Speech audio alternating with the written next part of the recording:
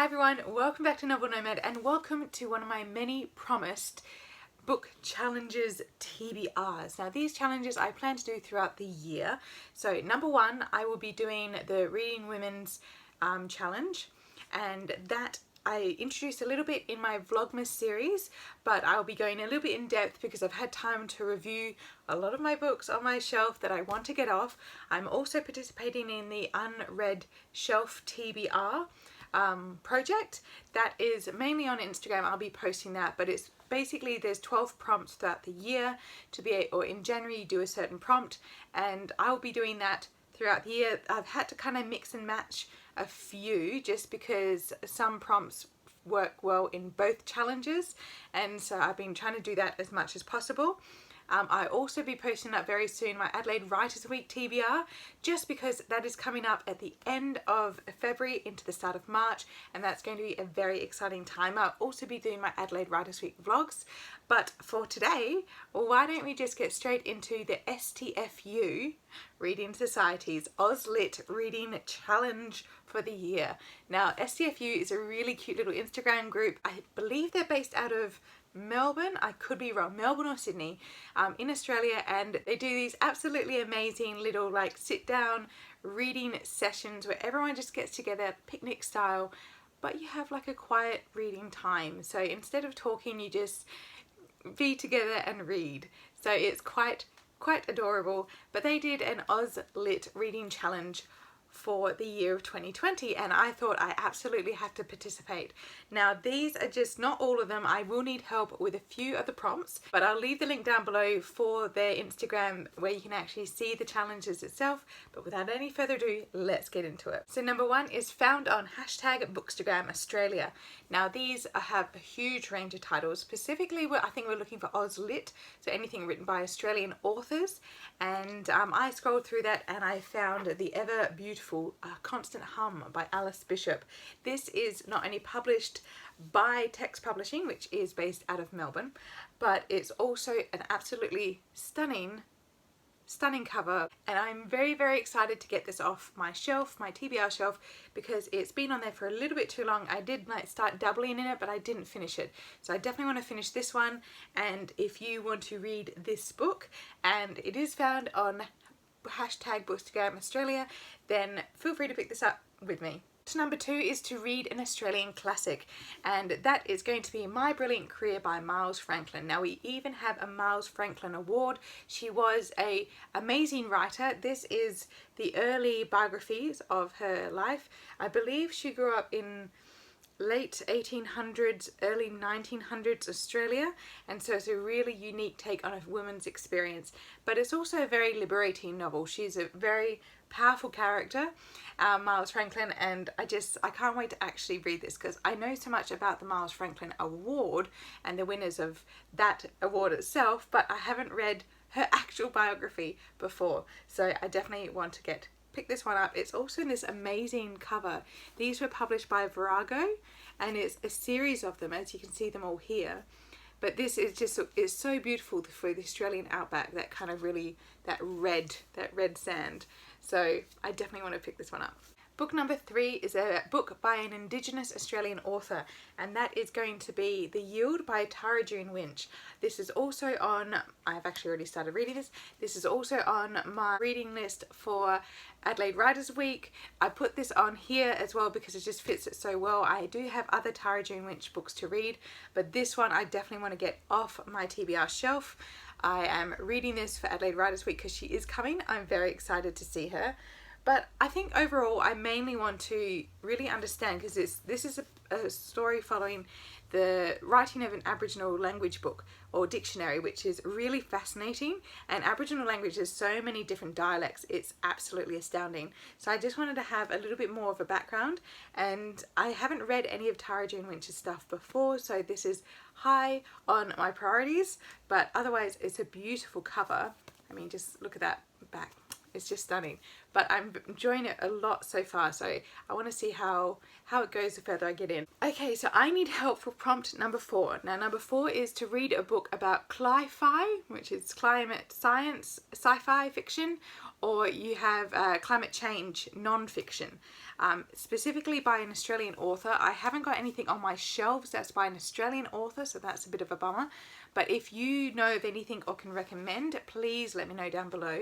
There's a few I know of, but I just don't have them. So if you have read anything that's got a really strong climate narrative, or if it's specifically looking at effects of climate change, let me know in the comments down below, because I definitely need some advice or inspiration for that challenge. Challenge number 5 is to read a book by an LGBTQ+ author, and I have chosen Burial Rites by Hannah Kent. Hannah Kent is an LGBTQ writer, and she has this most gorgeous little baby with her partner. But what I really want to do is actually finally read Burial Rites.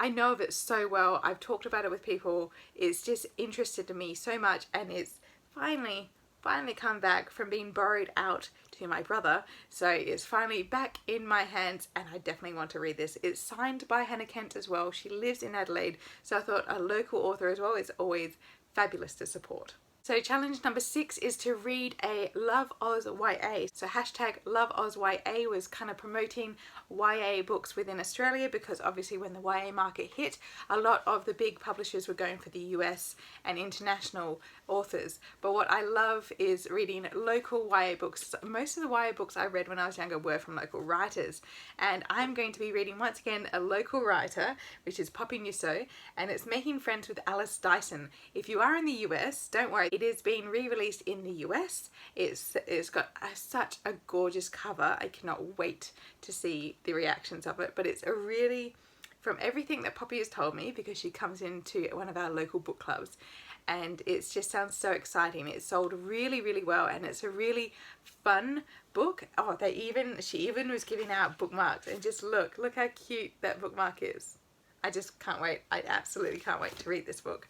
So yeah, so local Love Oz YA, cannot get enough. I think I'm going to read this now for a summer read. It's going to be so fun and refreshing. Number 7 is to read a memoir by an Australian author or Australian woman, and I'm going to be reading The Trauma Cleaner. This is written by Sarah Cranstoun, but it is about Sarah Pankhurst, who is actually a trans woman, and this got so much hype when it first came out.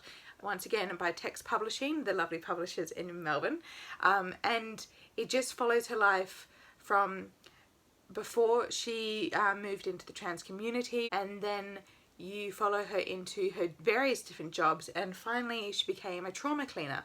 And a trauma cleaner is someone who goes in after things that have happened, usually within a crime scene, and they clean it. After all the evidence is gathered, after everything, they're the people that go in and clean a crime scene. So obviously you'll be seeing a lot of very horrific things in this profession, but apparently it's handled incredibly well, and the narrative itself is really fascinating as a memoir. So I'm really excited to finally get this off my TBR shelf. It's just been sitting there, and I really wanted to read it, but I'm making time this year to do so. So prompt number 8 is to read a poetry collection, and this is once again going to be linked in with my Adelaide Writers Week TBR, and that is Carry the World by Maxine Beneba Clarke. I talked about this in my previous video. Maxine Beneba Clarke is an amazing poet, writer. She wrote a memoir as well, so you could easily do her memoir, The Hating Race, or The Hate Race, sorry, for the previous prompt.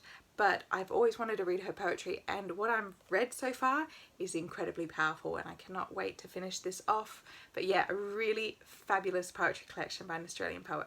So number 9 is the 2020 finalist for the Literary Prize, or the State Premier's Literary Prize. I believe it usually happens in most states. I'll have to check about South Australia, but I know Victoria has just released theirs. I'm not 100% sure about New South Wales, if they're done theirs yet, but I'll have to look into it and see when the literary prizes are coming out and pick my choice of the finalists. But going on to prompt number 10, and that is to read a book by a Territorian author. And so we have two territories in Australia. You have the Northern Territory and the Australian Capital Territory, or the ACT. That's where Canberra is. It's this tiny little sliver of a territory compared to Northern Territory, which is ginormous. And that's where you have Alice Springs, the Outback, and Darwin. So I've picked from that one Robin Cadwallader. Sorry, Robin. But yeah, so Robin Cadwallader, this is, I've heard so many good things about the Book of Colours, because it follows the story of, it's kind of like how with Ken Follett's The Pillars of the Earth follows the building of a cathedral and all the drama that circulates this. This one kind of follows the writing of an illuminated manuscript and everything that goes into that. And that just sounds so beautiful. The craftsmanship of bookmaking, and especially illuminated manuscripts, they were just so intense and so intricately detailed. To write a book about a book creation, kind of like The Binding by Bridget Collins, is just endlessly fascinating to me. So she is local to the ACT and definitely my selection for this challenge. Challenge 11 is to read and watch a book to movie adaptation. Now, I do need help for this one. If you know of any Australian books / to movies that are coming out perhaps this year that is new, or any that you highly recommend. I have read quite a number of them already, like The Dressmaker and The Ladies in Black. They're the ones that come straight off the top of my head. But anything else, let me know, because I definitely need to fill this prompt up. Hopefully I can get the book from my shelf, so if you know of any Australian writers that have had their books made to movies, please let me know in the comments down below. And lastly, challenge 12 is to read a book from an author from across the ditch. That's a very nice way of saying from New Zealand. So that little sea between Australia and New Zealand is colloquially known as the ditch. And this one, I have chosen to immerse myself in the world of The Luminaries by Eleanor Catton. Now, this is one that I also like, Burial Rites. I know about it. I can sell it. It's really fantastic and I can't wait to read it, but I never have. And mainly I think it's just because it's this ginormous brick. And I know it's intensive. I know it's set in the 1860s. It's beautifully written. It's surrounding a mining people in a mining town in New Zealand. But I thought it's finally time to get this monolithic book off my shelf. And this is before it won the Booker. I believe it did win the Booker, but this is the edition before the Booker.